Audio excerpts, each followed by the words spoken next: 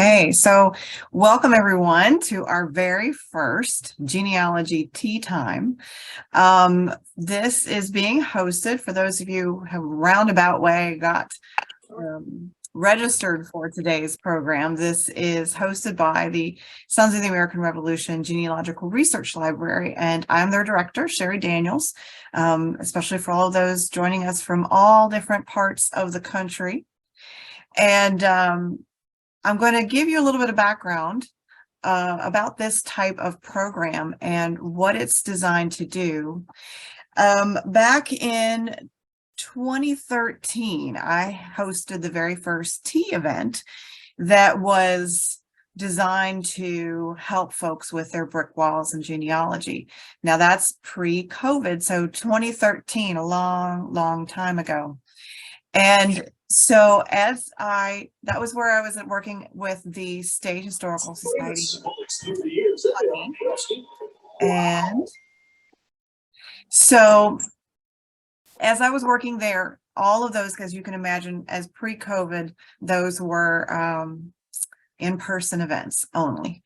And we had a lot of people that came, not only locally, but we had folks that as they read about them, because we would write about what was covered and different things, different topics that we addressed. And we had people that would travel in from all over the country that actually would come to these teas. And the great things about the teas, there was a lot of food. It was a great spread. We had multiple teapots full of different kinds of tea. We had all kinds of treats. Back in 2018, I actually even wrote about our genealogy tea event in this book, Genealogy and the Librarian, back in 2018. That was a chapter in this book. And so this has been around for a long time. And the thing is, it was called, I'm going to warn you, it was actually called, back then it was called Genealogy Tea and Sympathy, because the premise of this was we were going to get together, we were going to talk about genealogy and our challenges, but we may not be able to solve your challenge. We may be able to help you and give you some pointers, some suggestions as where you can go next. But if we can't solve it, we'll give you a lot of sympathy. So forgive me as this is the very first inaugural one for SAR. I may slip every once in a while and call it Tea and Sympathy. So forgive me, it is Genealogy Tea Time. So we're starting this whole new series. There are other folks, actually, after the book came out, there were a lot of libraries in the country that started their own genealogy tea events. And what happened with COVID was we did have to go virtual. And that actually was really, really well received. And while I miss all the treats and I miss getting together with people in person, it was still great to have a nice cup of tea and still sit around and we could all talk about things. And one of the changes that I did make over the years was I did bring in some sort of topic to kind of guide some of our talks. And the main reason that I did that was because over the years you get with local, you'd have some new people that would come in and, have a different challenge, but we had a lot of the same local people also. And so we'd heard a lot of those challenges already. And so we decided to bring up topics into the conversation. But the premise of this program or this event is not to just talk about the topic that has been assigned. This is to kind of get us starting. It's kind of a talking point to get us working, to get us going. But you are free to ask any kind of brick wall challenges that you've got coming up, because the beauty of this, we want the hive mind, this collective group, to be able to help each other and advise each other. And, while a lot of my research, my roots, they come from Kentucky, Ohio, Pennsylvania, Tennessee, Massachusetts, Virginia, North Carolina, a lot of that segment from my part of the country, my goal, I hope that as I'm already seeing in the chats, we're getting a lot of people from all over the country. And that way, as we cover some of these questions people bring up, or the topic that I've assigned kind of for today, that we'll be able to help each other from around the country, because each state, as we know, as we research, each state can have some very different laws, even just pertaining to the topic that we're talking about today. So what I would like to do, by the way, I'm going to give a special shout out to any of our SAR members that have joined today. I know there's quite a few here in the room, and so I'm really excited to have everybody, but even more so our members. And we, for those of you traveling in, just a reminder, a little bit of housekeeping. Our library is in Louisville, Kentucky. If you guys haven't visited us in person, we're in downtown on the oh yes, and hey, I see some DAR in there. I'm DAR myself. We're in the heart of Museum Row, right across the street from the Louisville Slugger Museum. We are open Monday through Friday, 9:30 to 4:30, and then usually the third Saturday of the month, 9 to 4. Today we've closed for a staffing issue, but did not stop our virtual event here today. So since this is a rather smallish group, this is not terrible. I've had some really large groups, and I actually kind of like the ones that are a little bit smaller, because we got a lot of time to really kind of meet everybody a little bit. So for those of you who are comfortable, this is not mandatory, but I do like to go around the room and let everybody kind of just introduce yourself, tell us where you're from, and what your research areas or where your roots come from. What is your research focus? And like I said, I have a lot of Kentucky roots, but also, like I said, Ohio, Pennsylvania, all of those. I'm an 8th generation Kentuckian, but I have a lot of roots elsewhere. So that just happens to be my little branch of the family. So, and this is going to be after you've spoken. If you want to keep your microphone muted, you're welcome to do that. If you want to, as long as you don't have anything in the background, you're welcome to keep them unmuted so that you can kind of jump in and talk.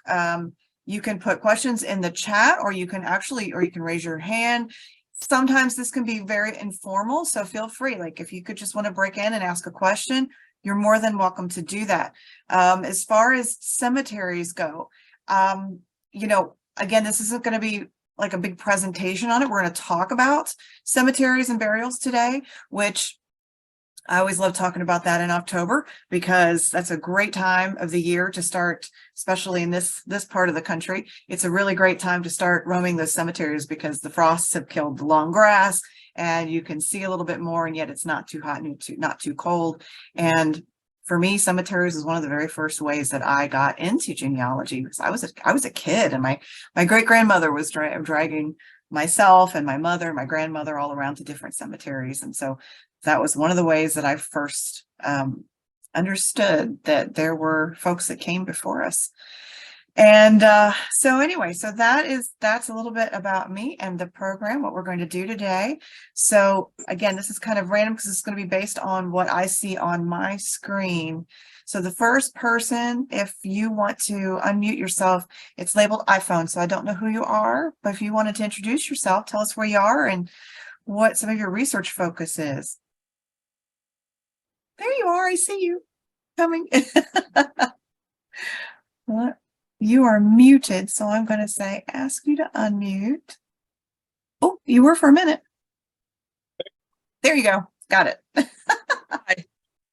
My name is Lorna Atwater, and I'm here with my husband, John Buckler. And we were traveling, so we pulled over to the side of the road in a parking lot. My issue is, just so to know who we are. Yeah, we live in Berea. That's it. Oh, You're in the DAR, and I'm in the DAR. He's in the SAR, and every other lineage society. gotcha. Welcome. And again, as soon as we say that again, we have been to the museum. It's great. We're looking forward to coming back. Okay, wonderful. So, and then after we get through everybody that goes around, it's kind of a free for all. You got a challenge, you got a question, feel free to break in and we'll go on. So next I see on my screen is Mary Ellen. Mary Ellen, can you tell us a little bit about yourself? I think. Can you hear me now? Yes, I can hear you now. Okay. I'm originally from New England. I live in Texas, and most of my lines are all Irish, so there are many challenges there. Yes, yes. Well, welcome. Next on my list, I see Lori Bowles. Hello, I'm in Indiana, and I'm just here just to listen. Gotcha. Welcome, welcome. Okay. Next on my list, I see Margaret Taylor. Hi, I'm Margaret Taylor. I'm a registrar with the DAR chapter here in Louisville, and I visit the SAR many, many times. Wonderful, wonderful. Thank you and welcome. So we've got next is Carol Ells-Jones. Hi, I'm going to put my information in the chat. Okay. I've been researching for about 40 years. I'm in Oklahoma. I originally was from Texas, and I'm 5th generation Texan. And during the process of researching about 20 years ago, I found that I have to expand that. I'm from all over. And so recently I am a board member of Tulsa Genealogical Society. I have been since 1993. I'm a member of several societies. I've been a Civil War reenactor. I've just had a lot of variety of background. And so I just saw that this popped up and thought I would give you a try. Wonderful. And I'm not drinking tea, but I'm drinking coffee. Your bear cartoon. Yes. Looks like it's got a nice steamy cup of coffee anyway. That's my favorite thing. I collect. I have about 200 bears. Oh, I'm a bear collector. I've Well, stopped collecting them though. People kept giving them too many. oh, yeah, it can get overwhelming. I collect tea things and I've had to nip that a little bit. Yeah, So, I collect teacups too. And so I have Yeah. several I have just had to stop. Oh, goodness. All right. So next in line, I see Jason. Good morning, everybody. My name is Jason Miller. I'm a member of the SAR. My genealogy research is primarily Pennsylvania, New York, and New England. I have run into a few roadblocks, which I have been trying to research, but they are complete brick walls. It seems like I have one or two lines that as soon as I hit early 1800s, it's just dead end completely. Yeah. Yeah. Yes, yes, we can all sympathize. Oh, yay, some tea. Welcome. So next I see Lisa Miller. You're unmuted, but I can't hear you. Well, we're going to let Lisa figure that out, and then we're going to move on to Farmer Sue. Good morning, good afternoon, actually, everybody. Can you hear me? Yes, very much. Okay. Well, my journey started about 3 years ago. I was adopted and I did my DNA with Ancestry and found all my brothers and sisters that I didn't know existed, and found that I have a very rich line going back to the beginnings of Virginia. So that started my journey on my tree. I joined DAR. By the way, I'm from Michigan. I'm in Michigan. And I have presently about 1,200 people in my tree. It's going along well, but I have a few that I can't get past the second generation, a big roadblock. So I figured I'd step it up a bit and join some groups. Maybe, I could learn something on where to go next. I do use the SAR database quite a few times. It's been very helpful. Maybe I can learn something new. That's why I'm here. Now I see Michael Bouchard. Good afternoon, everyone. I'm Michael Bouchard out of Arlington, Virginia. My family lines are predominantly out of Massachusetts and Connecticut around the 1630s, post-revolution out of Rochester, New York area. So I'm an amateur researcher, so I'm just here out of curiosity. So that's it. Okay. Thank you. And let's see, Robbie Ellison. Blink for a second. You almost had it. Okay. I'm going to move on to Sean, and we'll come back to Robbie in case you get that figured out. So Sean? Yeah, howdy. Pleasure to be here. Good afternoon, everybody. I'm a SAR member out of Topeka, Kansas. I'm a ninth generation Pennsylvanian. My main ancestors are Davis, Steele, Murphy, and Barlow. So Welsh, German, Irish, and Dutch, with some Scandinavian and English thrown in there, of course. Basically, I'm kind of stuck on research in the early 19th century with the Murphy line, who supposedly go back to Ohio and Virginia, his mother in Ohio and his father in Virginia. A pleasure to be here and to hang out with everybody. Happy to join in the first series of this type of event. I'm disabled, so this really helps. I can't get around very much, so this is a wonderful resource to be able to join and to socialize. Honestly, with COVID, we can't deny the numbers of folks and the accessibility that it does provide once we do go virtual. So we're never gonna try my best never to really get away from some sort of virtual as part of. I would like to have one or two in-person teas, but I need to do it in a way that we've got a hybrid event so that you guys can all join in as well virtually if we can't make it out there in person. So next I see Pastor Tom Bruce, and I noticed you've got a chat already here. So if you want to introduce yourself verbally, if not, it says you've got mainly lost cemeteries and 1/3 Comanche studied history since college. Do you want to say anything else? Okay, good. Okay, so next we see Josh Gilman. Josh, if you're trying to talk, you're muted. The last on the list, I see Chris. Chris, do you want to say anything? Hello, I just joined the SAR this year and just found out about this meeting on Facebook. Great.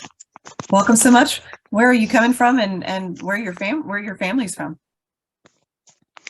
I'm from Pennsylvania, and my father's side of the family is from Six Nations Reserve in Ontario, Canada. Wonderful. Well, thank you so much for coming, everybody. If anybody got some technology to work and wants to jump in, just go ahead. That's fine.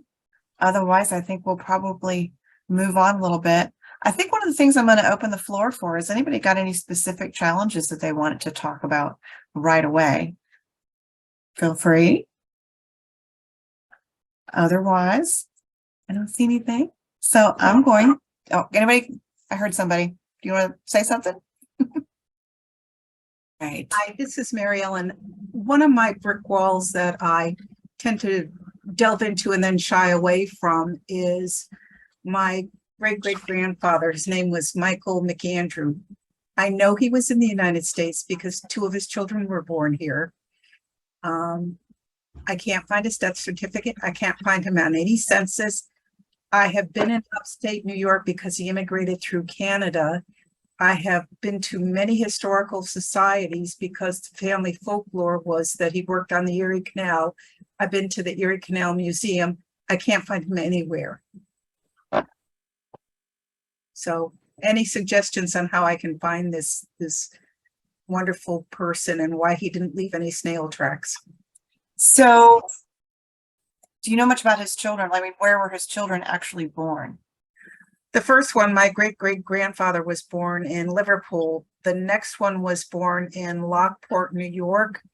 And then the third one was just born in upstate New York. So I would imagine somewhere around the Lockport area.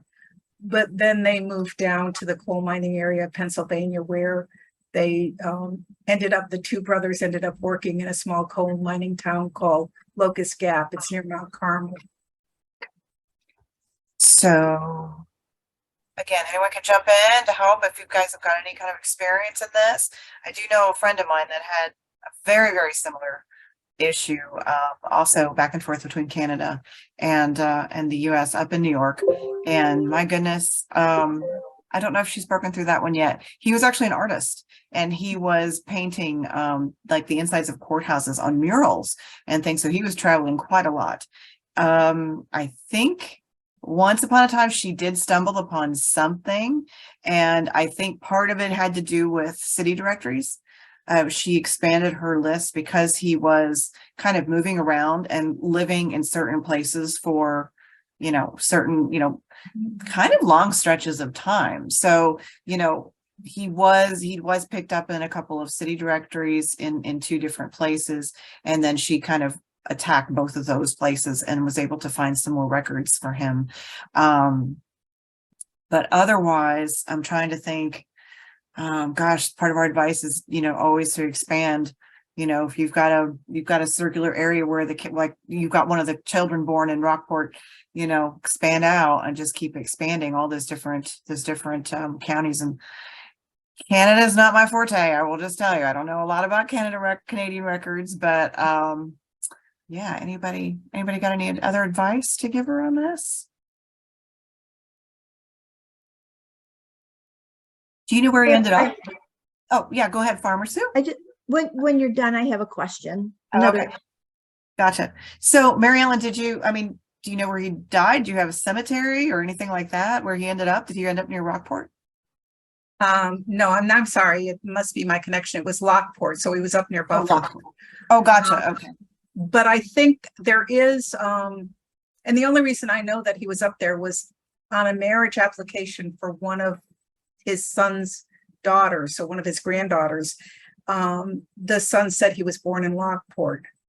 So that's the only reason I know that. He's not in any of the city directories. I've checked all of those for a 4-county area around Lockport. The only thing I can find is a mention of the son's death, saying that his father lived in Ashland, Pennsylvania, but I can't find anything. I've gone through the newspapers. I've gone through the city directories. I have I've sent emails to people in the historical society there. And now my next thing is to get cousins that live in the Pennsylvania area to go hound the people at the historical society. Right. Yes. And there was something that I'm not surprised in a way that he's kind of missing the census a little bit, especially if he's at one point he's working on the canal. I could see him working on other things. So if he was a laborer, I could see the census, I could see the enumerators missing him every once in a while. So I'm not super surprised, but yet, goodness, that page by page search, and it sounds like you've got multiple counties to go after that way. And so I'm afraid I don't have any super solutions here, but we do feel your pain. And so we're going to offer. And I've been through the 1855 state census almost line by line, and no joy. Oh, wow. What was the surname? I'm curious. McAndrew. Wow, that's actually pretty unique too. No, it's really not. Oh, it's not up there. It's not. It's not unique at all. Oh, okay. Gotcha. Oh, oh my goodness. Wow. Well, so sorry. I don't have any big solutions, but that's a good one for us to all kind of think about. And if anybody thinks about as you go along, any resource that you guys have encountered or something that can help Mary Ellen in her search, just chime in or put something in the chat. Feel free to add links and resources as you guys think of things to put in the chat to share. I will try to grab the chat at the end. And when this all goes up on YouTube, on the general it's going to be the main SAR YouTube channels where this will go. If the chat's not super long, I'll put it in there. If not, we are making a new website that's going to live at library.sar.org. Now that URL already exists. So if you type that in now, you will get to our library web pages. But in the near future, that's going to be a main landing page. So you'll be able to see all the different things that we do. And we're going to have a blog feature there where we can share some of these things that we've done, and we can pull out some of the resources. So not only will there be the video link at the top for what we recorded and what we did today, but then also the resources below. So yeah, Farmer Sue, you had something you wanted to add? Yeah, I have a question. So I have my great-great-grandfather, his last name was Ealem. Now, all the family, they lived in West Virginia, right on the border where Ohio, Kentucky, and West Virginia meet. So quite often there's several states that are involved. So for some reason, he fought for Alabama in the Civil War, which is kind of strange. He was in a POW camp in Georgia when they took him prisoner. Then he got married in Greenup, Kentucky to a Staley, had kids, and then disappeared.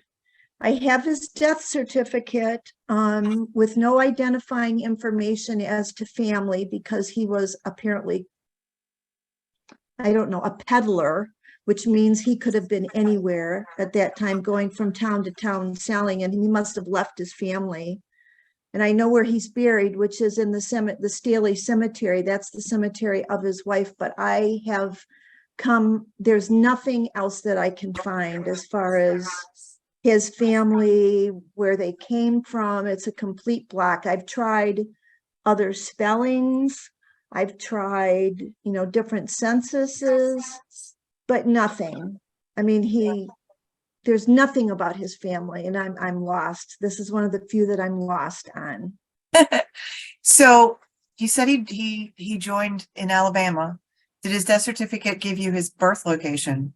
Was he connected in that way? I have his birth location. That was West Virginia. West Virginia. Yes. But he signed up for the Civil War in Alabama. Now, being a peddler, I mean, there is a lot of travel. I mean, he was a peddler after that. He got married after, when he came out of the POW camp. He got married after that. And I thought, well, maybe his family was from Alabama. Why would you go to Alabama to join up in the Civil War from West Virginia? That was kind of strange, unless it's an error. I mean, I have documentation, but it could have been another person exactly with his name. And that's true. That's true. That's something we always have to consider. It could be someone else. Did he marry an Alabama girl? Or was she He also did not, from- another West Virginia girl. Buried in West Virginia cemetery, her family cemetery. He died in Ohio. So they must have gone and got him and brought him back to West Virginia to be buried. So,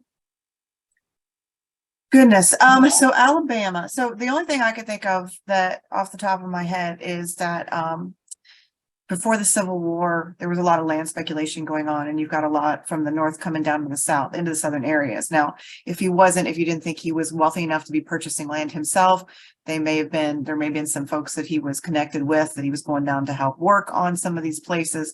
Otherwise, you're right. Like you had suggested that this might be a different person, and that whole profiling to see whether, what matches the guy in Alabama to your West Virginia guy. Is there anything that stands out in his Civil War records that maybe indicates it's not the same guy? I mean, I don't know as far as your document trail to see if there's anything there. And it could be family. You're right. He could have been connected to an Alabama family somewhere. So in that cemetery in West Virginia, is there any other of his family members in there besides his wife? And no, it was her family cemetery. The Staley Cemetery. Staley Cemetery. Now I do have a book with prisoners and indentured servants that came over, and there is an Elam in there. There's a few Elams. I don't know if it's him, but I do have several indentured servants that came over. So I don't know how you would even prove that. Right. Yeah. Cheri, if I can ask a question to Sue real quick. Did you mention something about a POW camp? He was in a POW camp, supposedly in Georgia. Okay, so and that would have been a northern POW, a Yankee POW camp. I doubt there would. What year was that? Do you know what year he was in a POW camp? During the Civil War. I don't know the exact year. I'd have to go online and look in my computer, but I'm on my Zoom, so I can't. Right, because because there were Union units recruited out of southern states, including Alabama. There was the Alabama 1st Cavalry. So, because if he was in a POW camp as a Southerner, he would would have almost certainly gone up north. He would not have been in Georgia. I can almost guarantee you that. So I Oh. would go down that pathway of looking at Union regiments and battalions that were recruited out of the southern states. Again, Alabama 1st Cavalry comes to mind, but Okay, there are I quite a can few. look up and see what unit he was in. Yeah, that's kind of where I would lead in your case. That because again, with his background, it would be more logical. So consider that. Okay, thank you. I had no clue that would have happened that way.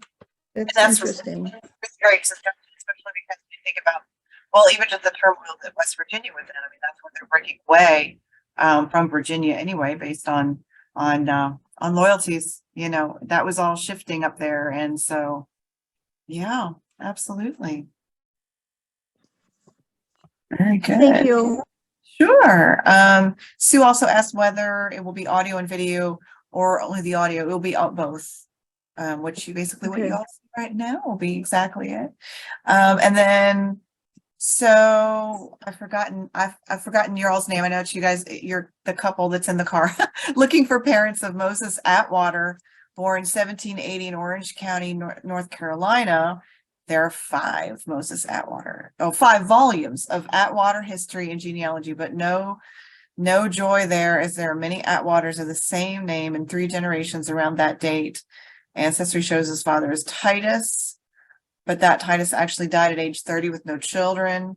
Family arrived in 1637 and participated in founding of New Haven, Connecticut. So I'm sure his parents or grandparents would have been born in Connecticut. Apparently this conundrum has stymied Atwaters for years.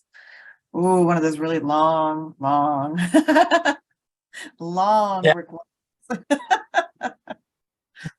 Wow. Yep. Yeah. Yeah. It's an issue. I'm kind of new at this, and I really wanted to join the DAR with an Atwater, and I couldn't. So I got in through his wife's grandfather, which is good. That's fine. But I'm 100% sure that there were many Atwaters who fought. I've seen monuments with their names on them in Connecticut. So anyway, it's not important that I find that for the DAR. I'm Right. just looking because I want to make that connection, Yeah. and I have no idea how to make it. Yeah.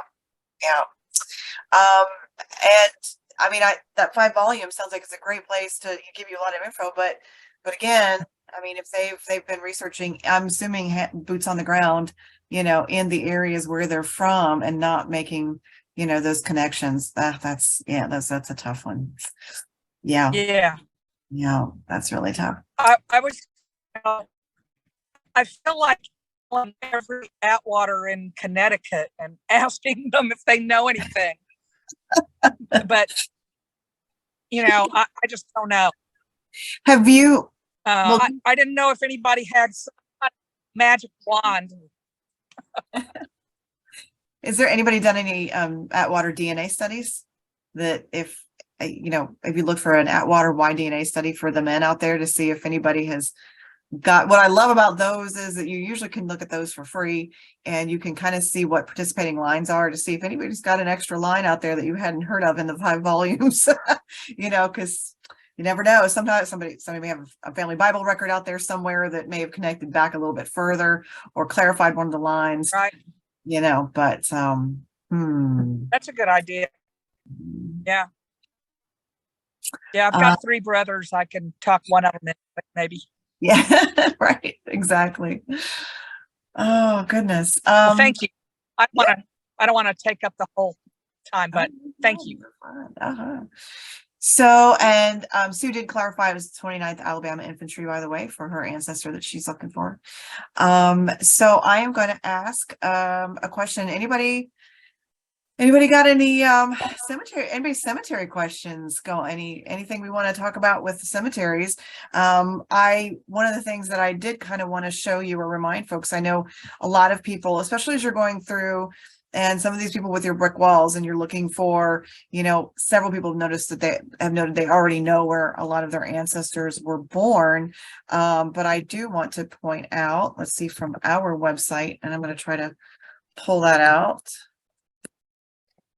is that, so many of us are used to using Find a Grave for a lot of our research there. But just remember that locally there were many cases where local inventories and such were taken that predate those Find a Grave years, and that may actually have pictures or at least inventories that would cover stones that no longer exist. And so on that local level is always a really great one to take a look at there. And goodness, I am so not used to some new computer, and it's just, the whole shrinking screen thing doesn't really work very well. So I'm going to try that again, and I'm going to do a share screen real quick.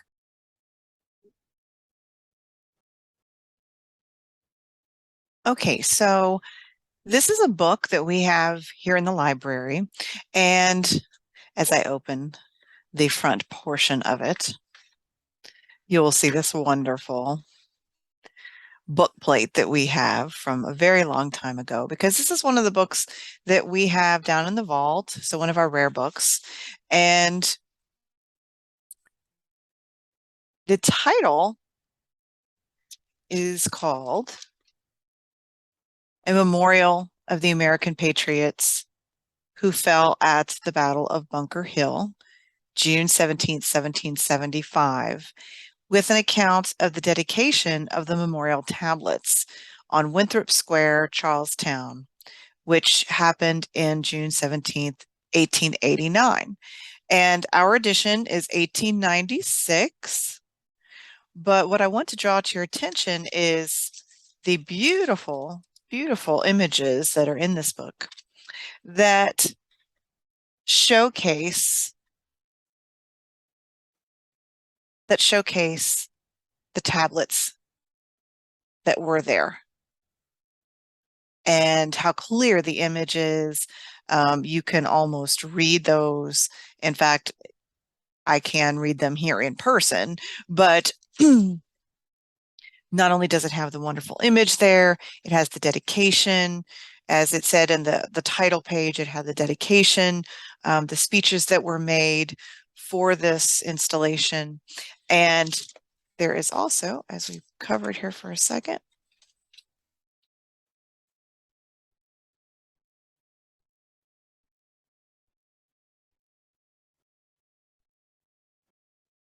there's another image of the monuments, and then you also have names listed inside.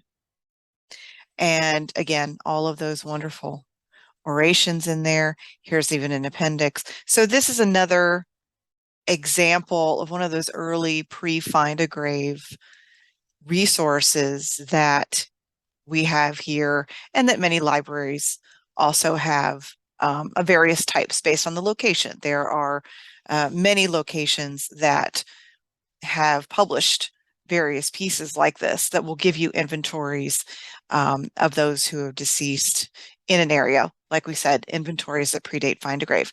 And I'm going to next. So I'm now going to take you to a digital version of the book that I just showed you. So this page right here, this is our library portal for those who visit on site. And I'm going to click on SAR Library Catalog. Now just keep in mind that you can access this website for free from home, and just go to sar.org and look for the library tab at the top of the screen. There will be a drop-down menu that will take you directly to the SAR Library Catalog. So I'm going to try to search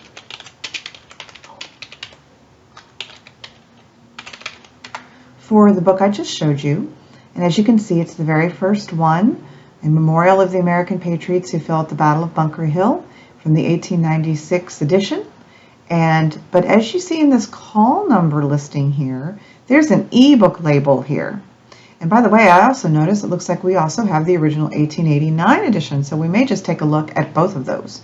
And if I click on the record, because it had ebook at the end of the call number, I can scroll on down to the electronic resources and click here for the ebook. And that is the same for any book that you see in our library that has been digitized in some way, either by us or by other third-party entities out there. So again, this one has been digitized by the Internet Archive, and they have made it freely available for everyone. But we've put in a wonderful, handy little URL that allows you to go directly to that title. So you can take a look inside just by clicking it, and it will turn each page just like a book. And again, this is a really great resource and aspect of our catalog that we do link up a lot of those older titles to their digital versions. And as you can see, you can zoom in and you can take a look at those. You can more closely examine those memorial tablets for yourself. And you can go all the way through this book at your leisure. And I am now we're going to go back. Let's take a look at the 1889 to see, again, the ebook. Just scroll down to the ebook. So in here for the 1889 version, there's a copy at the Internet Archive, HathiTrust, FamilySearch.org. So there's multiple versions there that you could take a look at. And it looks like, let's see, let's scroll down this page. Looks like it's showing us the same book, but essentially that's why it is a little bit different. That's why the memorial, like the photograph, looked just slightly different, is because the link we were sending you to was to the 1889 version. And again, getting to that image. So again, that's just a wonderful example of how you can access a lot of these books here in the library.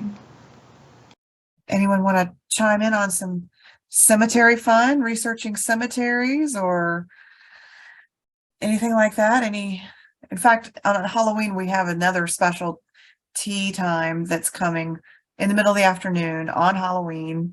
And we're going to actually talk about kind of serendipity and goosebumps and different things, different times that we've had that little weird feeling when, researching our ancestors. So I know I've had actually a couple of instances, especially in cemeteries, that kind of gave me pause. But anyway, anyone else want to share anything?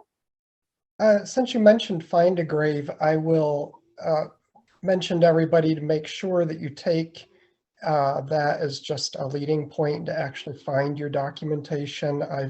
I've used Find a Grave a lot for information that might be out there, but I've also found, don't forget it's user submitted. So I found a lot of errors out there. One of them, I have a fourth great grandfather, and somebody created a fake Find a Grave site for him and buried him in Rhode Island.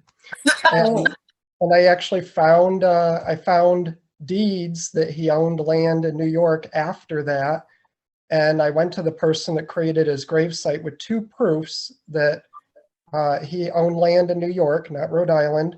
And number two, that the grave site that the person put him in wasn't even started until 1846, and the guy died in 1810. And even with all this proof, the person that created the site would not take it down, because he said he found an old genealogy book from years ago that said that the family had moved to Rhode Island. Yes. Totally not true.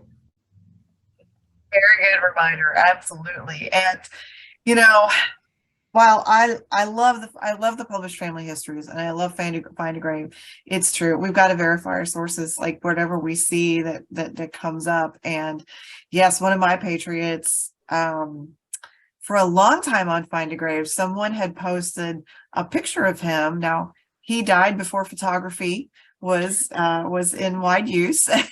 Technically been invented, but not in wide use. Definitely not in the hills of Kentucky. He would not have had access to a photograph. And the photograph they were using was actually from a book. It was the guy's grandson. And so clearly, like the guy, it's a 1910 photograph. You can tell this is not an elderly patriot that was near death. This is not who this is. And they kept it up for a long time. And you can suggest edits only so many times and Find a Grave. And, they were ignoring me for a long time. I just went to try to find it today. And I think they eventually finally took it down. I actually put it in a comment eventually. I was like, please take this photo down. This is not the Patriot at all. And yeah, it's crazy how, we can get some bad information.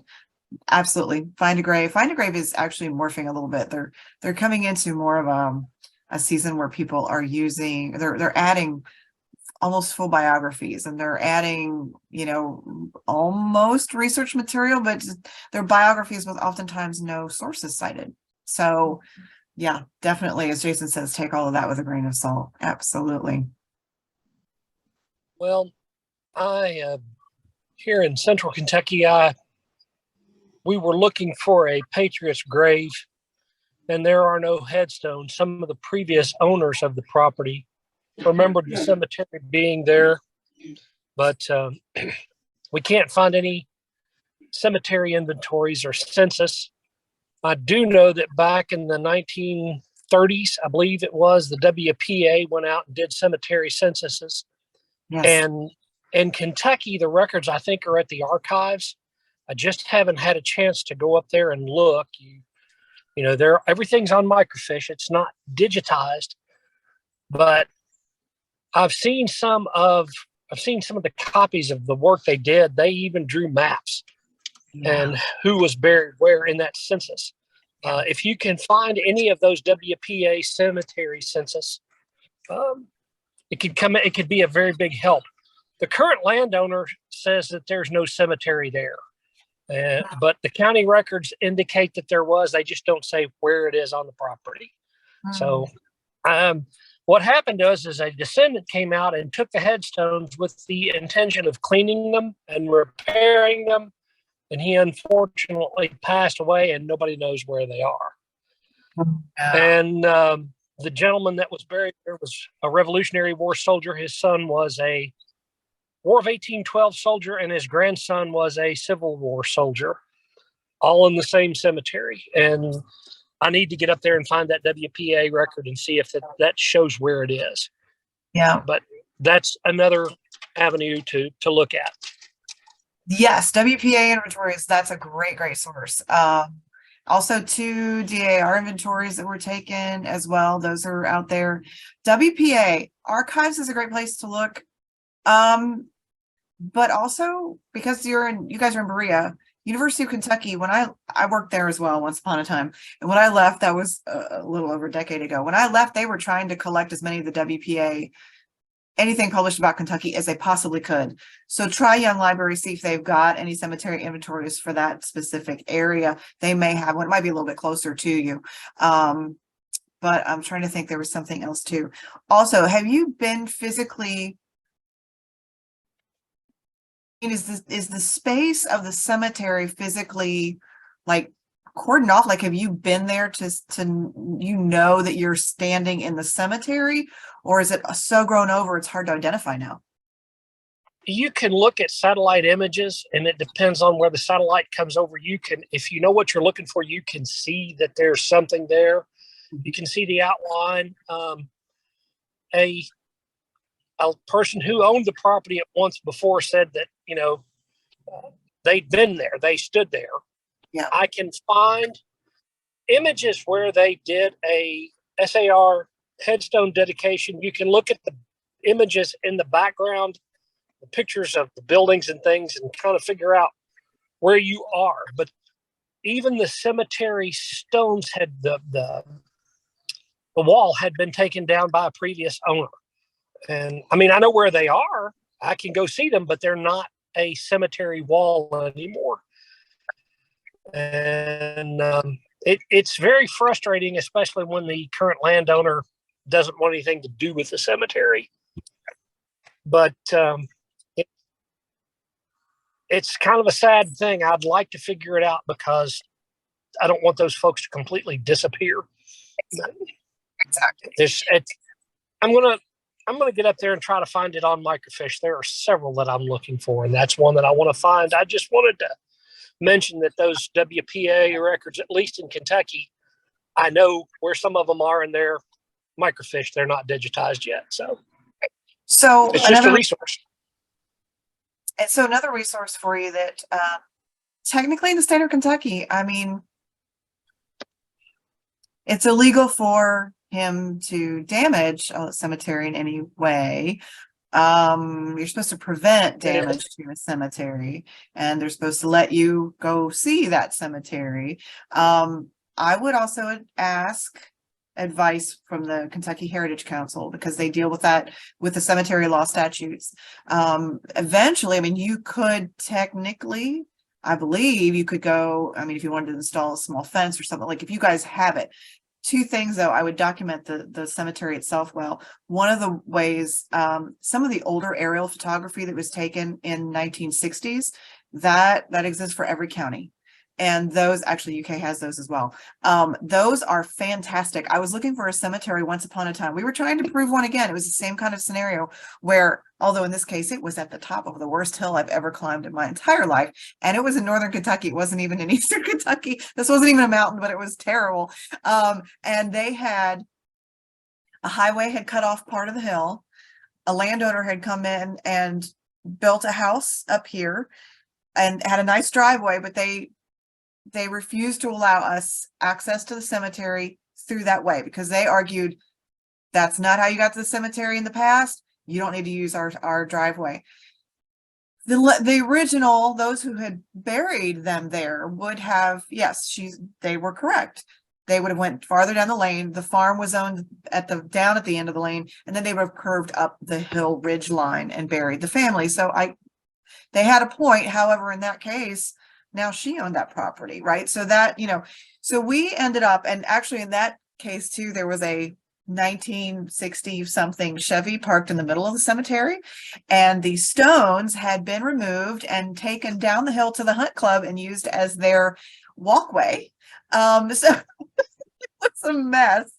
And so we did have to kind of legally get into some of this. We had to get some advice from the Heritage Council. One of the other resources was getting a local, I don't know if you can say a local university, because I don't know if they all have this ability.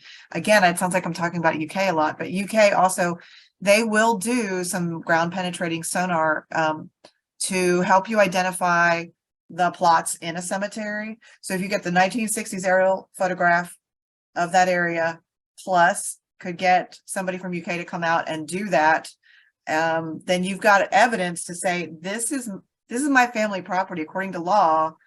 This needs to be taken care of, and you're already proving that you are involved, like you want to visit that. I mean, there is another loophole in the law that says if you don't visit or maintain, like act like you're going in for like 10 years, they can dig everyone up and move them without notifying anyone. Weird loophole. So anyway, yeah. Well, I feel your pain. Not my property. It's not my family's property. And once I was able to start showing evidence, pictures like we've got at the Historical Society of the SAR DAR marker, the landowner cut off. Well, I'm wanting to put a house there. I said, well, you do what you want. It's your property. But if you dig there, you're going to find human remains. And that's just my belief. Because the previous landowner went out there and took, at the time I had permission to go. And he said, this is where the headstones were, because I grew up on the farm. But I like the idea about the aerial photo. That's a good resource. And right down the road, there was another, it was a cemetery for enslaved persons, and the previous landowner took up the headstones and used them for construction. So I'd like to prove where that cemetery is too. Yeah. And, you know, when the early poverty was great in the 1960s, it was just, we had so many more active fields and farms, you know, and so in the 60s, you can usually clearly see where there's a stand of trees or something that, like, the farmers would always leave that part alone. I mean, they would just plow around that stuff, and we were able to see it. And yeah, we were able to see that. The cemetery, we were able to prove that more as well through that photograph, and that really, really helped. The other thing too, though, is if you can't tell from the photograph exactly where that is, like you think, oh, I suspect it's right here because of the stand of whatever. Also, I always say, go out in the really early spring when like the daffodils are coming up, see if anybody planted anything in that space to physically identify that somebody was there over the years planting things. I located a missing family member that way one time because she'd been long missing, because the peonies were coming up on her grave site that were right next to her grandparents. She was a teenager when she died, so no one had maintained a lot. And so I saw that, and I took a tire iron and started beating the ground, and I dug up her grave. Was in pieces, but it was there. I was able to at least, you know, confirm that she had been buried there. So yeah, seasons can help us when we go researching or go traipsing through the cemeteries, that's for sure. The great one, we've come up with really some great sources in that question or in that story. That was really great.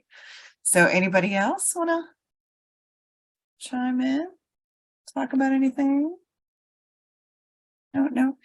We did say we talk about cemetery and burials. I recently, a friend of mine, no, sorry, this would be a relative of mine somewhere, posted in, we have a family Facebook group that talks about our genealogy, and through this one branch of the family, and they found some burial records for someone up in Ohio, which was one of our, it wasn't my ancestor, it was theirs, so they were related, but not directly. And it's just these little tiny little box and these little tiny little strips of paper, and they noted that it was supposed to be on file. It was basically, I believe it was reburial, so it was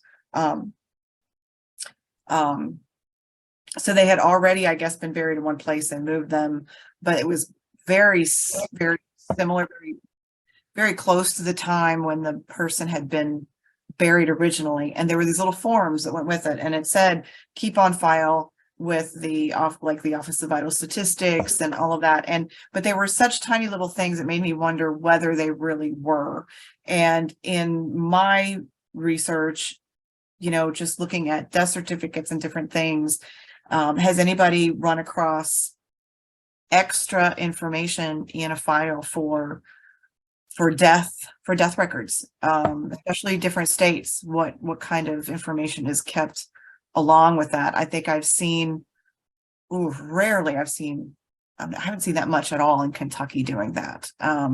Makes me wonder whether they would retain that according to archival retention schedules, whether they would keep those kinds of things or not. Or would it be sometimes filed with a funeral director, or if you had, because funeral homes do have a lot of records for those kinds of things. And also, oh goodness, if the local area has like a cemetery board, or you know, if the cemetery is big enough to have some entities that oversee them. So any information on that kind of thing. Just pretty much seeing a lot of death certificates, which hopefully give us the burial location. Although those can be deceptive as well. I have one branch of my family. We are, oh gosh, there's so many of my ancestors buried in this one cemetery that sits almost directly on a county line. And it had its own history. It started as a cemetery in the 1870s. Then later on in the early 20th century, there was a little church that was built there, and then the cemetery extended around the little church. It's still a congregation, it's still an active church. And so the burial location for people that I know that died in there, the cemetery listed actually has about 3 different names. It was also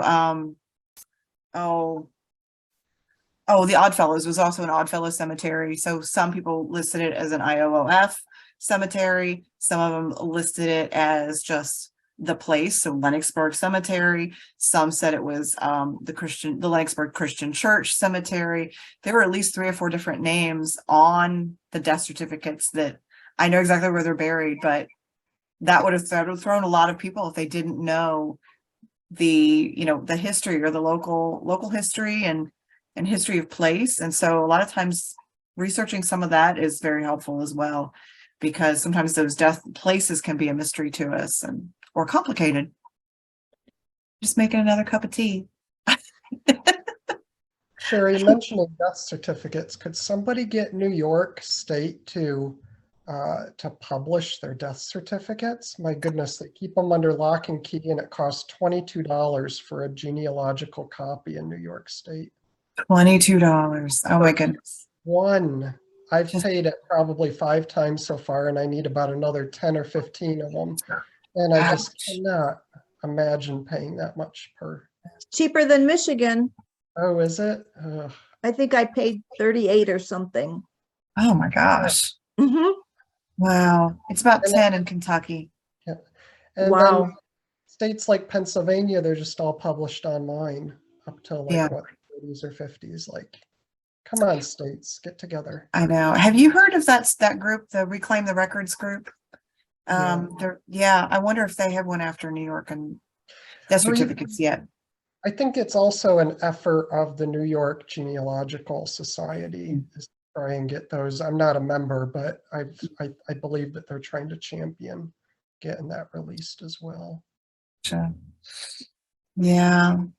Yeah, that's tough. Kentucky is unique, I think, a little bit unique in the fact that they've got, like, you could go order for $10, but only it's up to a certain point, because the farther back you go, they actually kick those out to the state archives and the State Historical Society. So like up until about, I think it's like 1960s, those are available for free, wherever you want to go. I mean, well, barring the cost of, photocopy, which is like a quarter. So, you have better access to it. They're not digitized and available, but, you could order, you could get a photocopy, you could have somebody look up for you, and especially some local people doing that. So that is helpful, I think, for Kentucky.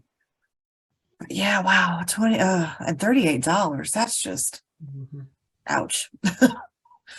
Wow. Anybody else have experience with that? What other states out there have you guys encountered as far as timing? I mean, cost. So we've got New York at 22, Michigan at 38, Kentucky at 10. Anybody else? You can put them in chat too if you know some other costs. Or the flip sides, which states already just have them published online, like Pennsylvania, possibly Ohio, comes to mind. You are correct. I forgot about that. I have looked at Ohio's. I need to go back now actually and get some, now that I forgot about that. But yeah, you're right. And probate records in several counties in Ohio. You can just download the full probate record for folks, especially got family in Cincinnati. So at least Hamilton County, I know Hamilton County does that. And that's amazing. Really great stuff. So any crazy stories of cemeteries at all? We one of our volunteers has one that I'm going to repeat because, well, she didn't ever swear me to secrecy. So this is going to be one of those. She said she and one of our other volunteers, they're really good friends, and they were traipsing around a cemetery doing one of their cemetery adventures. And oh my goodness, her leg sunk into a grave, like all the way down to like it was above her knee. Her leg just went straight down. She didn't break anything. I said, how did you not break your leg? She said, I didn't. She said, but I did lose my shoe. And so she did lean back. She leaned on the ground, and she got all the way down her arm, all the way down in there. She finally got her shoe. But that just scared, that just sounds horrifying. I can't even imagine. I mean, they always say too, whenever you're going to go researching in a cemetery, traipsing through one, you know, prepare. Sometimes take a walking stick with you. Make sure you've got really good shoes on. I know I have run through a cemetery in heels after a funeral because I wanted to go grab a picture of something before I left the area. But that's never advised to do that. You know, stay hydrated, go out like you're on a real adventure with a sun hat and everything and really get serious about it. But and it's hard too, because you gotta watch not to trip. There's roots from trees, there's really uneven ground. And anybody else had some misadventures in the cemeteries? Well, I have a question. I know there's a lot of information online about how to clean headstones. And I've only used water just to do that, but I don't know if there is a different method that will still keep the headstone intact. So I was gonna say, if anybody else wants to answer, that's fine. Go ahead. I've used two different methods. I've used a very soft bristle brush and just water, as you recommended. Just very soft bristle brush, whatever the softest you can find. Just going over it lightly will take off dirt, grime, whatever. That's probably the safest. And then there is one chemical that somebody had recommended one time. It's Cheri, maybe you know the name of it. I'm trying to think of it too. If y'all would remember what it's like. I have it in my garage and it's very expensive. Yes.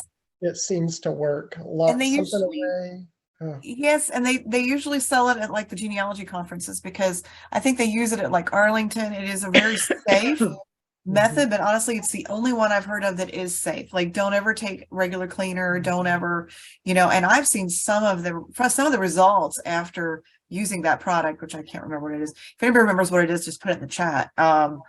But it's something really safe. Like I said, even Arlington uses it. And I've seen some amazing results that I've seen from that. Otherwise, too, another thing, keep a mirror with you. Sometimes too, if it's, you know, you can angle the mirror a little bit to shine light in different directions. And therefore you can kind of highlight some of the raised carvings, or yeah, some of the engravings. You can get some of that information there just sometime by shifting that light. One of the horror stories I did, I think I did a blog post once upon a time on what not to do in a cemetery. One of them I literally found, someone had went in, and now this was not relief carving, they were inset engraved carvings, and it was one from, I don't know, probably around 1910 or so.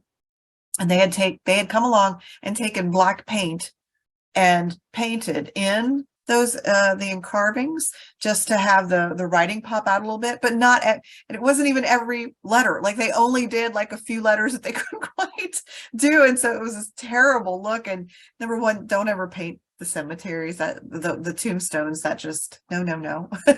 So, oh gosh, yeah, that's good. I've also done some rubbings, but I want to get one of a tombstone that's over in Ireland, and it's got a lot of the moss growing on it. So that wouldn't quite be a good idea. Right. Yes. Oh goodness. Michael has responded, Vulpex or Orvis. He's trying to brainstorm what it is, what that product is that they use. And if I do find it too before the end, I know Jason just popped out, probably a connection issue, because I know he was looking at it. He probably will come back in. If I find that, I will put that in the chat. I will add it to the chat so that when I put it in the resource list, you know, coming up. And like I said, you know, once we get our website going, we're going to also have a resource page. So we're going to have different topics, and we're going to put some of these resources that we all brainstorm and come up with in these talks. We are going to keep those on the website so that you guys can all. Thank you. D2. We've got Lori has responded. D2. I have heard, yes, that sounds very familiar. So yeah.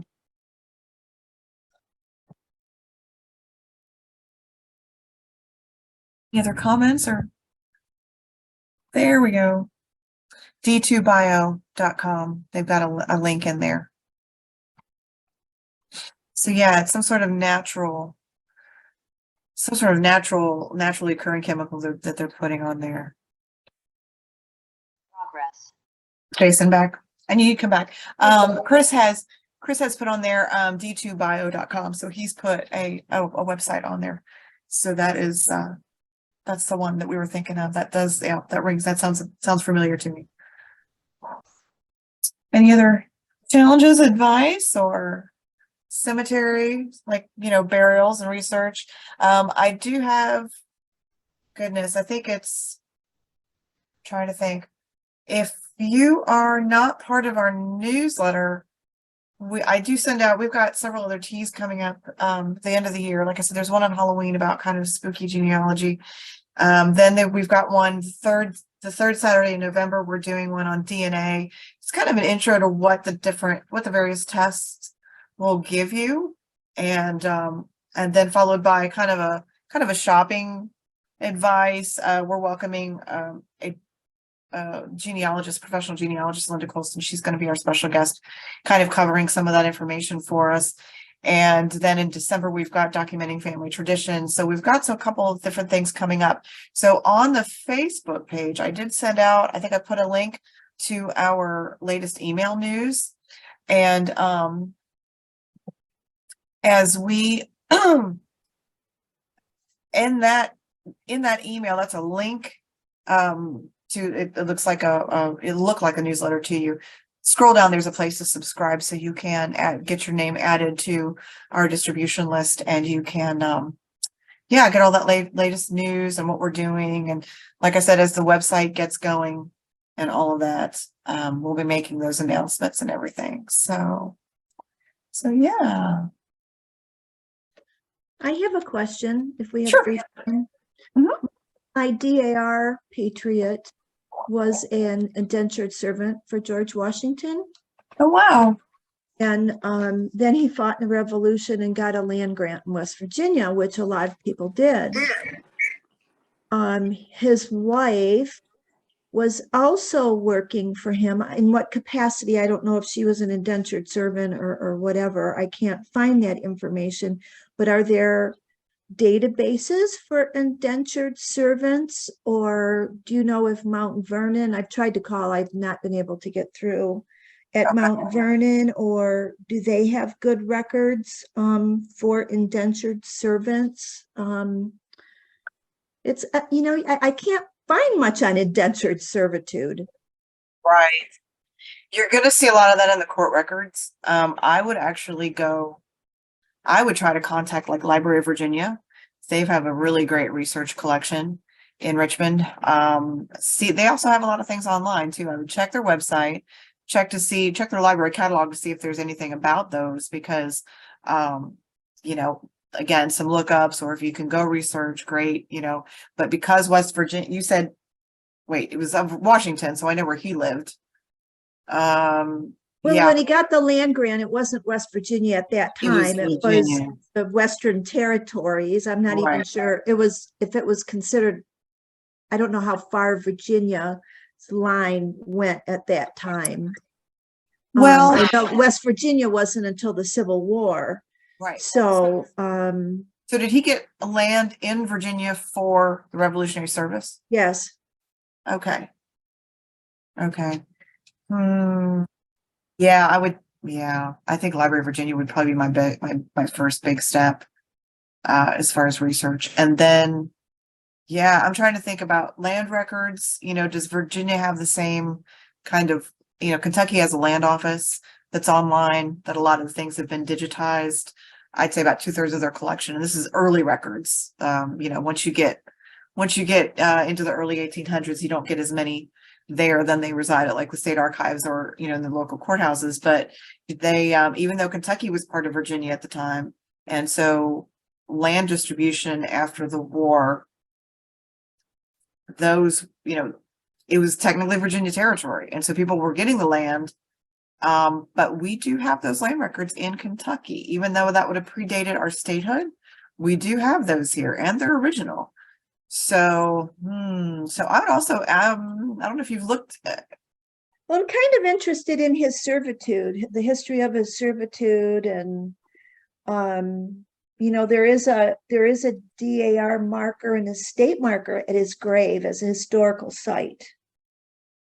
But I don't know much about his servitude. You would think that Mount Vernon or whatever the estate was would have kept records of people that worked for them or who they brought over, or, you know, like, how did that work? Or am I maybe asking too much? I mean, I've seen indentures, I've seen different things, different Word documents for that, but also, yeah, like the Mount Vernon website, like their Facebook group and things, they'll post some documents every once in a while about things they've got about the farm and how the farm was running and how Washington was handling this and that. And so, did you say you've reached out to them already and they just haven't answered Yeah, I you? haven't been able to get through, and the website has a lot of documents for African Americans that were enslaved, but nothing for indentured servants. I've seen nothing for indentured servants. Interesting. Yes, actually, I mean, it surprised me. I didn't know that he had any indentured servants. I wasn't aware of the enslaved population he had there, but no, that's interesting. That's new information. I didn't know that. Although I'm not a Washington expert by any means, but that's interesting. It said he was from England and he had insulted the king, so he had to leave because they were after him, and he went to Ireland and then came here as an indentured servant, as a wallpaper hanger. So that's what he did on the estate. Now, who knows if that's true? I've seen no documentation other than his revolutionary record and his land grant, you know, but nothing as to why he left and what happened and what he did at Washington's estate. And his wife too, you know, which were the McQueens. And I always thought it was Irish, but it's not. They're Scottish. Because they had spelled it MC, but it's really MAC. And what capacity was her family there? I've been able to find nothing on that. Right.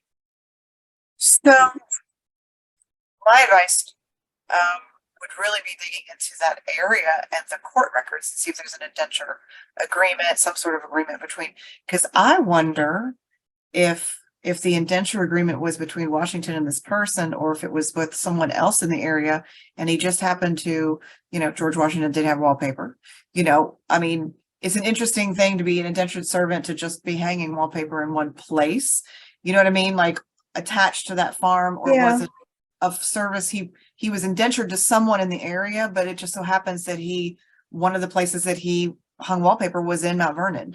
And so that may have just They could also sell their indentured servants to other people, you know, because they were property until they served their servitude. They were property as well.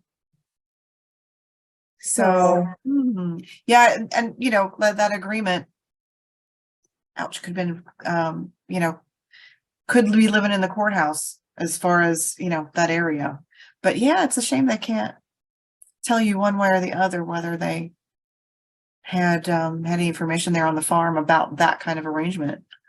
Maybe I'll call the Library of Virginia or whatever, you know, because I'm not in the area. It's difficult, you know, you always can't travel to Virginia and whatever to look something up, you know? Yes, exactly. Okay, thank you. And I will also take a look some of our Virginia records and see. We've got, you know, clearly a very large library of published information. So in case anybody's already published some of that information in book form, we may have some in our library too. So I'll take a look when I get back to the office. Okay. Thank you for having this. Like I said, it's fun, it's informal, and you know, we all have some challenges. We all still have, heck, I still have brick walls. I'm still there's some, yeah. Other comments? Any other? Even it would be nice if there was like, or maybe there is a reference point where you can see up different states, what's available online in the websites, or what's available in their state libraries that's not online, because I don't know a lot of places to go to. There's a lot that I do know that I have found, but I'm sure there's tons more out there that I'm not aware of, that you can't find just by searching. You know, is there anything like that, a reference guide as to where you can go for different states? The best I would suggest family search and looking at the research wiki. If you play with that at all, instead of typing in a name, just go up to the top and say you want to search research wiki, and you're presented with a global map. You click on United States or North America, then United States, then the state you're looking at, and even it goes down to the county, and we'll give you a list of when that county was formed, whether there was any disasters, what records by category exist, usually pointing to digital resources.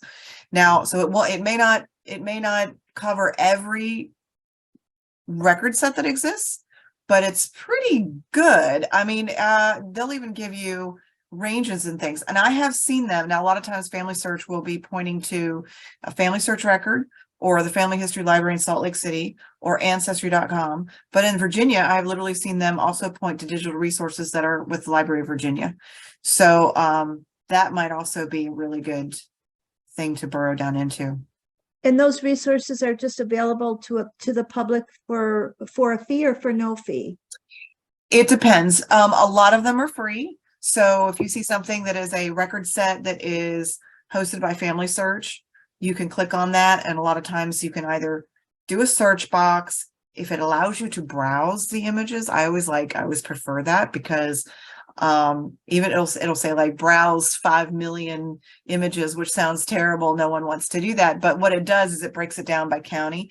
And so a lot of times you can go, let's just say probate records, you can go to, you'll be presented, if it says browse this collection, you'll be presented with a list of county listings. And so you go to that county, click on that, then you'll see all the different kinds of records that are available and the time frames. These are basically reels of microfilm. And so you just click on one, you get the digital image of that microfilm, and I'm going to say probably 80% out there have got their own indexes at the front of a microfilm reel. I mean, we've all been there. We're familiar with using microfilm reels. And so it's using it kind of in an old fashioned way, Okay. But honestly, you get better results because the search algorithms don't always, grab everything. So Family Search, potentially, if you get a locked image, you may need to go to a Family Search affiliate library, which every state has them. So look, ask your public library, are they a Family Search affiliate?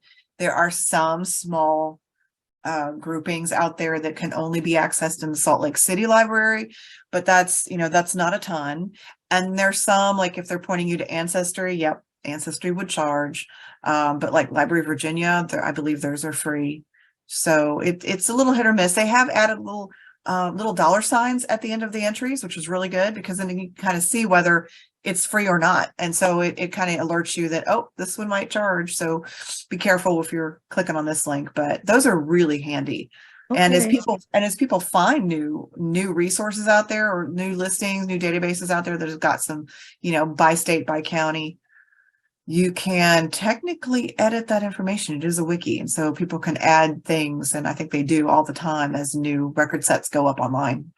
So that's my best guess. Otherwise, not a real comprehensive place, unfortunately, to give us a really good one thing I wanted to say, and I don't know if it's going on other states, and it really bothers me, is we used to have, from the beginning of our Michigan newspapers, you used to be able to go to the library and everything was on microfiche. So you could go back and do a lot of research. And our libraries are getting rid of all of that without digitizing it. So the last time I went to several libraries to look for an old article, which was just in the 60s, they're throwing everything away. And it's really hard in Michigan now to find a library to get data from the last 100 years. And I don't know if they're doing that in other states, but it's really making things hard for historians. Yeah, I can see that. And I could see if they want to put it on another form that we can access, but they're just getting rid of it. And or they'll say, well, it's in the basement, we don't know when it's going to be accessed, you have to go to the state library, which is far. And we used to be able to have all this information on a local basis, and we cannot anymore. And that's really unfortunate. It is. And it's interesting, it's becoming a huge really getting rid of a lot. We're about to get rid of, I have to confess, we're about to get rid of a large collection of microfilm, but the only ones we're getting rid of are the census records, because those are available in multiple digital formats for free. But those are the only ones we're getting rid of, because the others, even if you get into, let's say we've got some that are like revolutionary pensions or different things like that, the only way you can access some of those digitally is through a subscription database. So it's going to cost you money. And so we want to at least continue to provide that. And then there's another resource I have that is literally never been digitized. And we're not going to get rid of that. One of the things you mentioned that kind of alerted me though, is you said articles on. So a lot of libraries had on microfilm some newspapers, and that's one I wouldn't get rid of either, because those are very much subscription databases, unless you get into like Chronicling America through the Library of Congress, where they have digitized a lot of that, and it's on, there for free. But that's only the tip of the iceberg. And I mean, unless you could confirm, I mean, unless being out of Detroit, the Detroit News goes back into the 1800s, and I always use that for, birth records. They used to publicize births, deaths, obituaries, all different articles. It's all gone. Yeah. And and so if they make that choice to dispose of newspapers on microfilm, that one's more alarming, because those are mostly available through subscription. And so you are reducing access. I mean, unless you can confirm Library of Congress has digitized this entire set that you have, okay, maybe, to make some space. I know they're all about, doing that, but 9 chances out of 10, they have not grabbed everything, because that's a limited project. It's not by any way means comprehensive. And then you're relegating people to subscription only sites. And no, that's like nails on a chalkboard for me when it comes to access. So I don't care for that. I mean, I went to a main library by me, and it was a young librarian. I told her that I wanted the microfilm for the Detroit News back in the 40s, and in the 60s, and she looked at me. She didn't know what I was talking about. She didn't know that it was available at one time. I mean, that's how bad it is here. Yeah. And to me, that's very alarming for historians and genealogists. Anyway, I've said my say.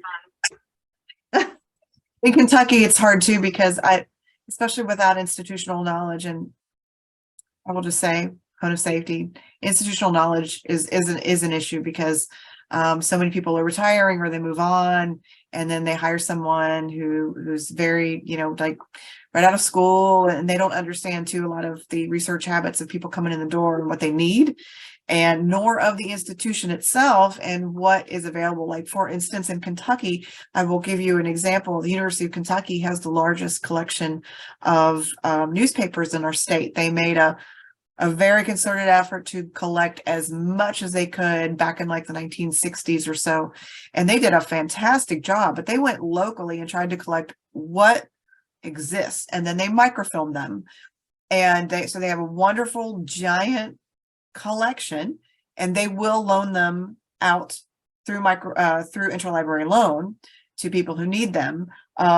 They've been trying to digitize some of them, but they're not anyways there yet. I mean, that's an ongoing project that will take years to get that done. But then if you go down to the state capitol and you want to look at newspapers, you would think that because one place is the big repository and has collected the majority of, that there's maybe not any reason to be looking at the newspapers in the State Historical Society. Well, it turns out historically, that collection is very different than the one that UK has. So what's on these reels, while, they take up some space, but if you weren't paying attention, or if the librarian didn't know, they might think that was something that, we could get rid of those because UK has all, the Kentucky newspapers. Yes. That's not it at all. Like, it's a totally different grouping. This was a different effort done in the state capitol, trying to, so they fill pockets of information that UK doesn't have. And so, that would be one that, a lot of the younger people, oh, you can find it online. No, you cannot find a lot of stuff online. They're getting rid of, they redid another one of our local libraries and had a fantastic genealogical and history room that everybody went to, and they threw a lot of it out. Oof. You know, Yeah. at our DAR meeting, they're saying, you know, does anybody want this stuff? I mean, I can't believe what the libraries are doing. Yeah. Yeah. It is scary. There have been, I have to say, I spent 10 years at the State Historical Society, and I had a little bit of an uphill battle because there was someone who was in charge at the time that wanted to get rid of a lot of stuff. And I was like throwing my body in front of them, like, no, don't do it. You can't do it. And I had reasons why. And I won the battle in many cases because good for you. There were things that they argue that, well, this information exists somewhere else, either in the state archives, in a different record set or whatever. And in some cases that's true. However, to be able to access it in an organized way that you can find it, I mean, why get rid of it? We had people that literally came from all over the place to look at the certain, it was actually a giant island of surname files. I mean, they love these things. And so many people found really great information out of there. And if you pitch those or you go through and call that herd a lot, you're gonna miss some stuff. And oh, it's just, yeah, it's not gonna be the same. And so as finding our ancestors becomes more and more popular and more people are doing it, it's going to become harder to do. It is. It is of information. Yeah, exactly. And the uphill battle we have of sending that message saying what you see online is a very, very tip of the iceberg. And that, Yes. and I think Family Search has tried to start sending that message a lot. Like they'll say, okay, if you go to an affiliate library, you have access to 500 million more images than you can't have at home. And I believe at one point they said they had more images than Ancestry did. So those two were neck and neck trying to outdo each other. But, you know, they also have the same message saying this is just the tip of the iceberg. But people get so complacent in that. And yeah, you know, the younger generation, as they're taught, there's a lot they can find online. And then they think, well, that's it. No, that's not it at all. And you really do have to continue to and it's sad because I love the digital access we have. We have access to so many wonderful things, but and that once upon a time genealogy was so cost prohibitive because you had to just travel. But I think people think, oh, thank heavens we don't have to do that anymore. You do actually. I mean, if you're going to do a reasonably exhaustive search, which is what, you know, genealogical proof standard teaches us, is that we have to do a reasonably exhaustive at some point after you've exhausted the online sources. You know, it is best to go try to take a trip or hire a local genealogist to do some lookups for you, you know, to make sure that you have exhausted the resources in an area. But yeah, the messaging out there is not good for saving the records and making access reliable. Yeah, I guess I would say. So yeah. Got about 20 minutes left. Anybody got any other stories? I like soapbox declarations. Those are fun. You know, we cover a lot of territory and that kind of stuff. So yeah. I know we've had a few other people join the room. If anybody wants to add anything or talk about a brick wall they've got or any kind of challenges they run across. I know we even covered some cemetery challenges today. And I want to thank Jason for bringing up the idea that there were troops in the South that enlisted from the North, but I did look up the 29th Alabama and they were all enlisted in Pensacola, Florida, which I had no idea. So that's something from now on I will see where the people enlisted, even though it was another state. I had no clue. I just figured they enlisted in Alabama. I had no clue. So I learned something. Thank you. I think it was somebody else, but they might have left. it was either Pastor Bob or Chris. It was one of them, I think. Oh, But that's okay. I thought it was Jason. Okay, sorry. But and that's another reminder too with those, like you said, okay, so he enlisted in one state, but yeah, over the course of the war, a lot of those units get wrapped up into other units.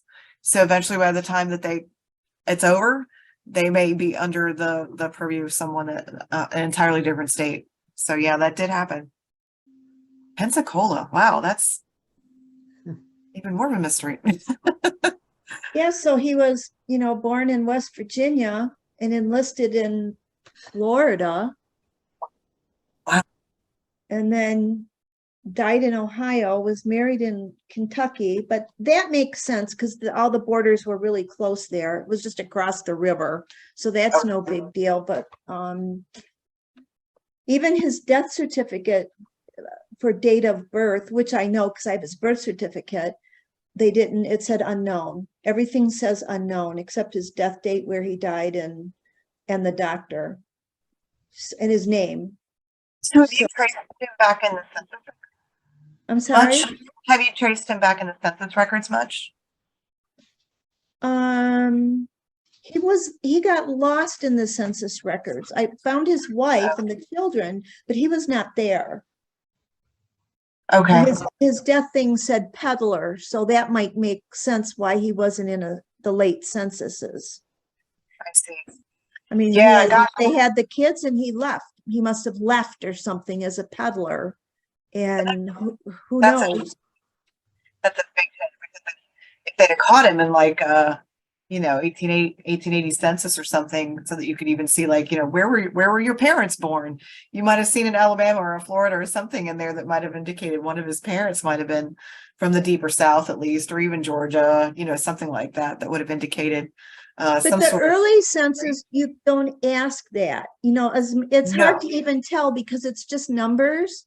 Right. It's not like people in the household, you don't know if they're what they Exactly. So later on in life, once they started asking those questions, if you could have caught him in one of those, that would have been really, really helpful. But yeah, no, the early ones, yeah, they're not going to help you. That's true. But that's one of the challenges, I guess. Absolutely. Yes. But so many people I found really, when they came here, like his name was spelled E-A-L-E-M. It could have been E-L-L-A-M. A lot of the names have changed. Yeah. In 100 years, I find from many of my ancestors, it's completely different.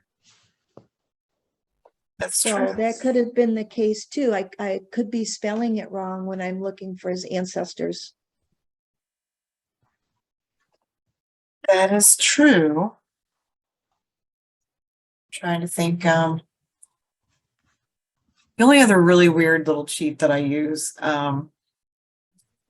depending on if you've got a local library that's got the old census index, it's published census indexes out there. We've got at the SAR library, we have a whole two bays of them along the wall. So, and actually the Salt Lake City Library has one whole wall that's full of them.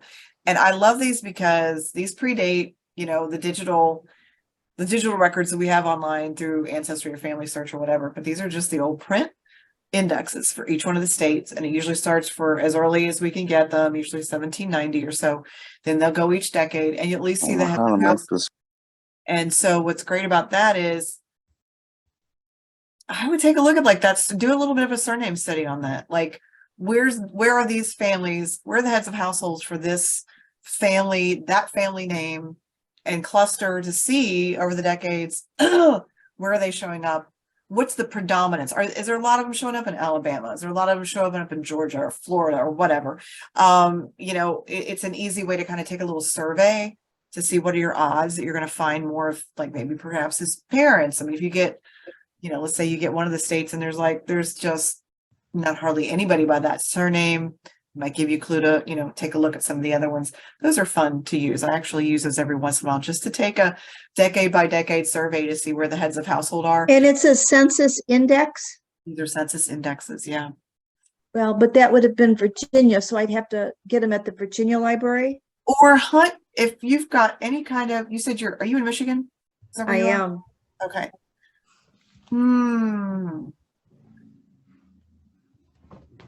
I don't know if you guys have a good genealogy library in there that's kind of a little nationally focused at all. The closest to you that I think would be, I don't know, would be maybe Allen County Public Library in Fort Wayne, Indiana. It's up near Chicago. That would probably be the closest that I can think of, unless there's one in Michigan that would have collected, you know, that's kind of collects on a national genealogy level. Well, I'll have to call maybe the state library in Lansing. Mm-hmm. Yeah. Because a lot of the librarians, the reference librarians, to be honest, they don't know. I've had many discussions with them and they don't know. Yeah. Cheri, another idea for anybody who's hit a brick wall, one idea that I had one time, and it's usually hit or miss, if anybody is on ancestry.com, and I don't know if somebody mentioned this earlier, but I'll mention it now. So if you're on ancestry.com and you've had your DNA tested, so you get a list of DNA relatives, you can go into your relatives and do a last name search. And if that person has a tree, maybe you can, like, say your last name is Frost that you're researching. You can see what other DNA relatives have Frosts in their tree and maybe get into the same family and maybe make a connection that way. If you they all end at where I end. Yeah, that's happened to me. Yeah. Yeah, it's trying to get beyond that generation. That's the hard part. Something's got to be found outside of Ancestry, a hard paper document that's going to break this. But what's strange is, okay, so you take that last name back before your brick wall. There must have been people back then with that name. And so what if their line went down through outside of your brick wall and then you're a DNA relative with them? Okay, that's beyond your brick wall, but then it's making that connection. Does that make sense? And maybe well, if you're matching somebody that's got not last name but with some location. Yeah, because if Elam is a family name, well, it must go beyond. Unless they're spelling it differently. Could be, yeah. And I'm not picking up on it for some reason, you know, and there's like another separate tree and it's spelled differently. I'm not sure. I mean, you know, another thing, especially if you've got a couple different ways to spell it. You know, I would type in sometimes I have literally typed in the various spellings of a surname and went through the various states into Find a Grave just to see where these people are being buried and what states, which states are like going, woo, there's so many of them here, you know, and then go back to like, filter your results down to like the oldest and start seeing where are these older burials happening with that surname, what state. I mean, because you can literally just search by state. And that's another thing I've done in desperation. I've done that. But yes, I have done that. Yeah. Well, yeah. Do you think I know he was the one, he became a peddler, right? Am I thinking of the right one? Yeah, and he was born in 1848, and I've not been able to, I mean, maybe he came over from somewhere else. So there is nobody else here. I mean, could be a rare circumstance. Maybe he adopted that name. Very possible. Especially if your DNA results are going back to just your branches, that usually may indicate that he's changed his name somewhere or he's not really that. Yeah, yeah, exactly. Yep. He could have come over, you know, as a criminal. I mean, they did send a lot of criminals here. They did. I mean, I have books and books and books. England sent all their criminals here, but I think that was maybe a little bit earlier than that. There's even some of the passenger lists that do go back, you know, into the mid. Oh goodness. What was his origin? I mean, do you know what his ethnicity? Like, was he Irish? I do not know. I do not know because I don't know. Is he Irish? Sounds you don't know. You don't know. I don't know. You're just thinking 40s. I was thinking maybe potato famine.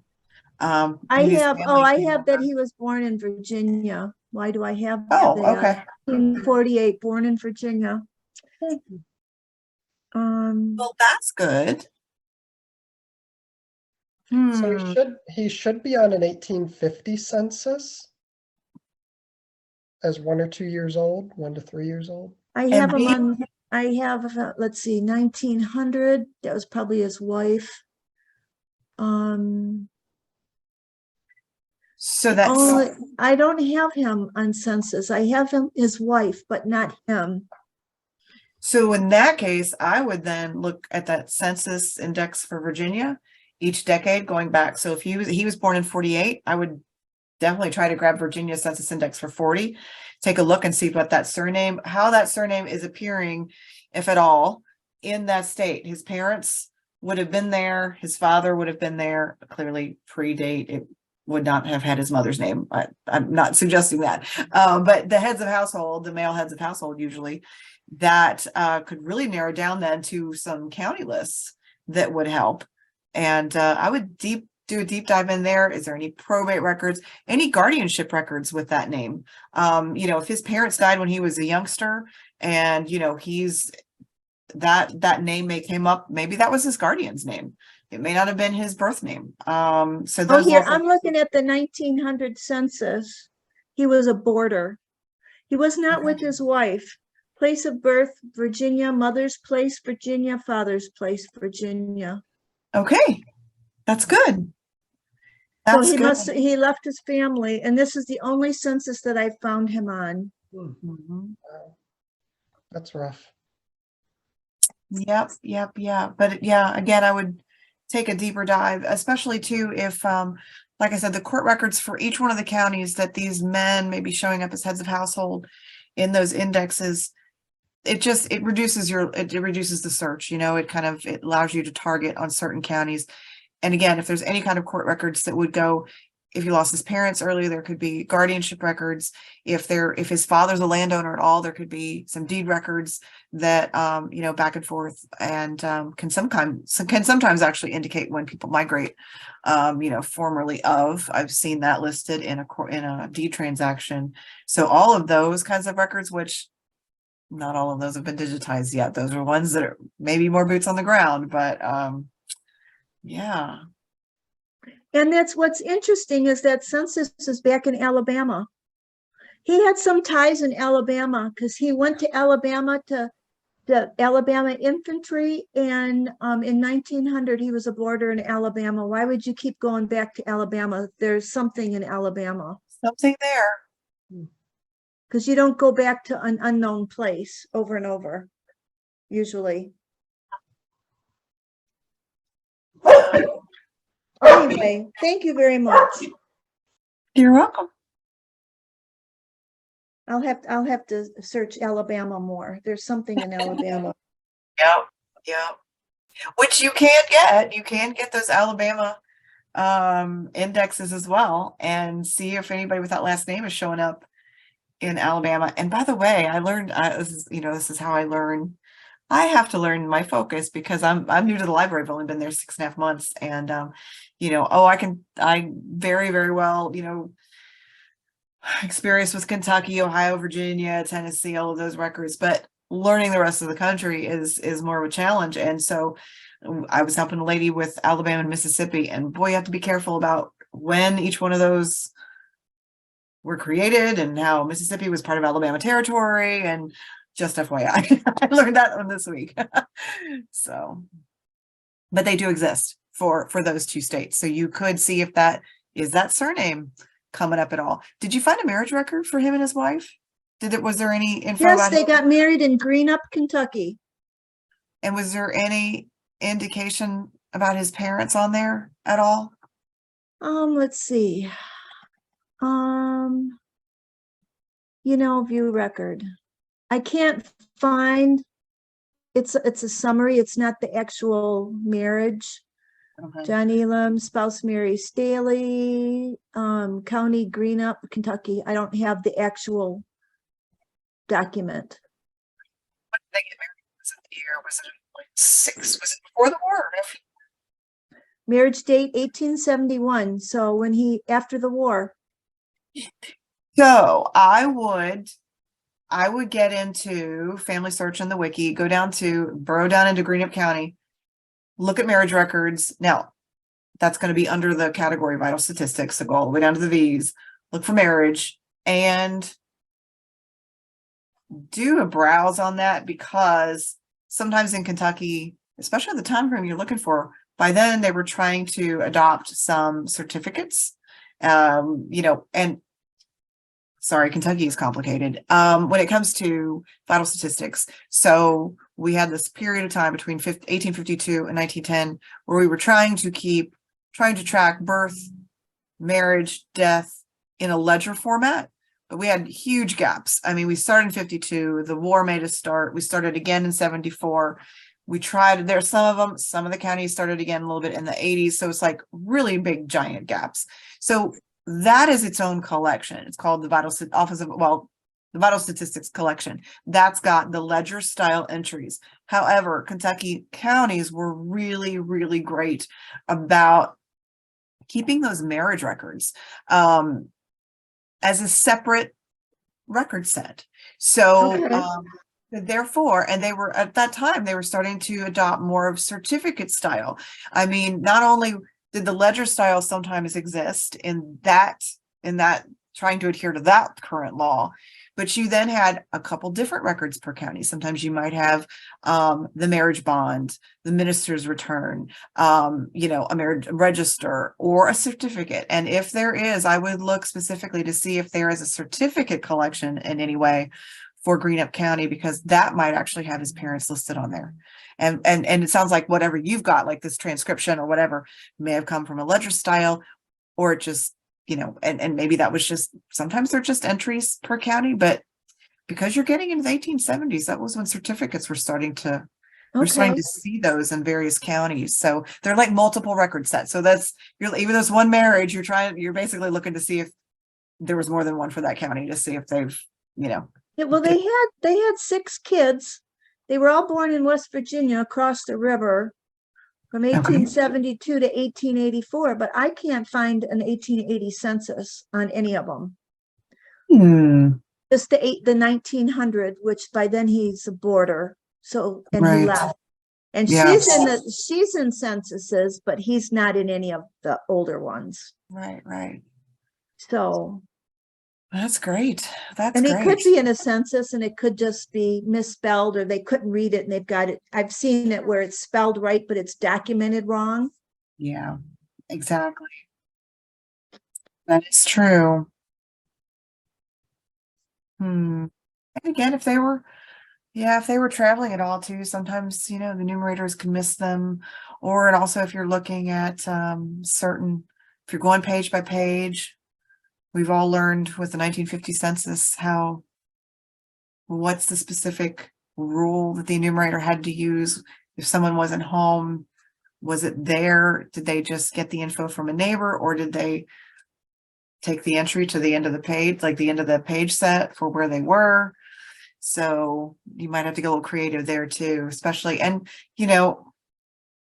I'm guessing you've already searched that there's no one with that last name, I'm assuming, showing up in those areas in the census records. Well, I've done a search on Ancestry just for that name for different censuses, and nothing would come up. Nothing's coming up. Yeah. Interesting. One day something will happen and I'll find it.